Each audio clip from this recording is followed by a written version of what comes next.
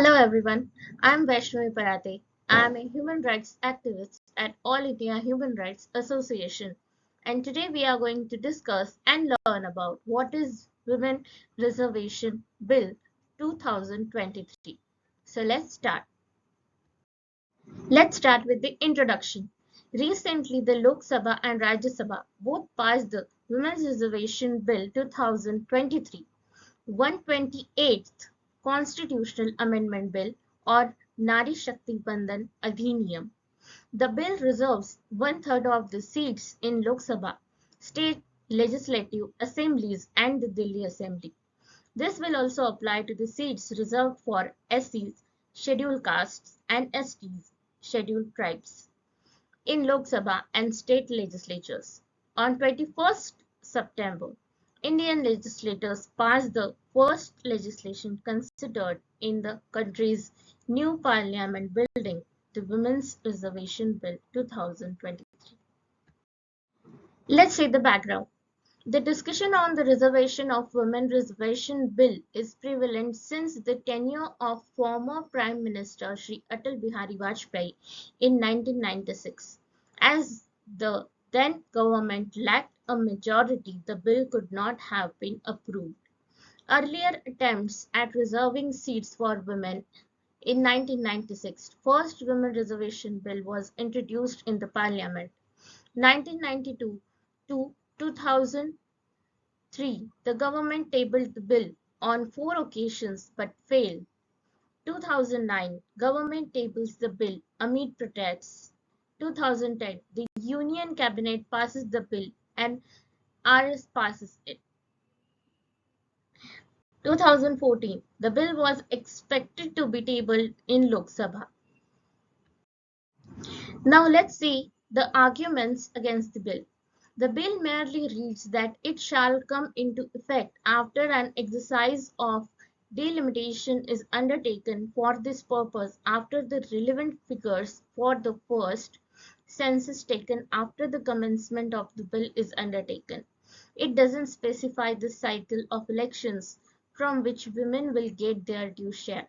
The current bill does not provide women's reservation in the Rajya Sabha and state legislative councils.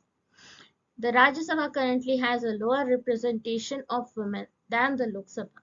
Representation is an ideal that must be reflected in both the lower and upper houses. Now let's see highlights of the bill.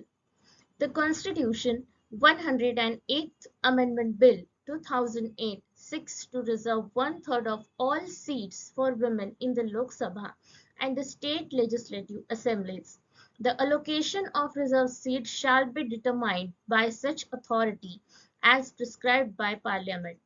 One-third of the total number of seats reserved for scheduled castes and scheduled tribes shall be reserved for women of those groups in the Lok Sabha and the legislative assemblies. Reserved seats may be allowed by rotation to different constituencies in the state or union territories. Reservation of seats for women shall cease to exist 15 years after the commencement of this Amendment Act.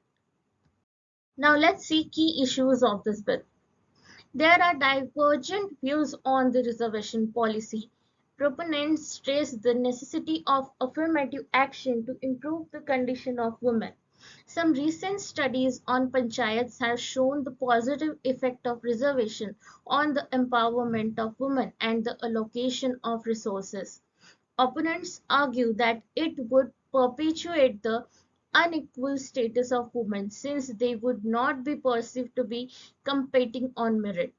They also contend that this policy diverts attention from the larger issues of electoral reform, such as the criminalization of politics and inner party democracy. Moving further, let's see analysis. Reservation of seats in parliament restricts the choice of voters to women candidates. Therefore, some experts have suggested alternate methods such as reservation in political parties and dual member constituencies. The report examining the 1996 Women's Reservation Bill recommended that reservations be provided for women of other backward classes once the constitution was amended to allow for reservation for OBCs. It also recommended that reservation be extended to the Rajya Sabha and the legislative councils. Neither of these recommendations has been incorporated into the bill.